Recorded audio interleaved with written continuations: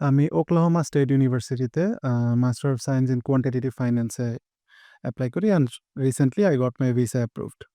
আচ্ছা, আপনি পড়াশোনা করেছেন কোথায়? আমি পড়াশোনা করেছি ঢাকা ইউনিভার্সিটি। বিবিএ কমপ্লিট করি আমি ফাইন্যান্স থেকে। তো after that I joined a bank. I have been working in that bank and তখন মানে I decided to pursue a masters outside the country. তো অনেক কিছু চিন্তাভাবনার পর মানে ইউএসএ তে ঠিক করি যে ঠিক আছে ফাইন, যেহেতু আমি ফাইন্যান্স করেছি তো আমি অ্যাকচুয়ালি এমএসও করতে চাই ফাইন্যান্সে। So let's opt for USA. Okay, আপনার ভিসা প্রসেসিং এর জন্য আপনি এই আ শুরুর দিকের বিষয়টা কেমন ছিল? বা আপনি কোথায় যোগাযোগ করলেন বা কিভাবে এটা হলো? আচ্ছা, মানে ভিসা প্রসেসিং এর ব্যাপারটা একটু চ্যালেঞ্জিং, কারণ আমি আসলে মানে অফকোর্স আমি এর আগে কখনো এরকম কিছু করিনি।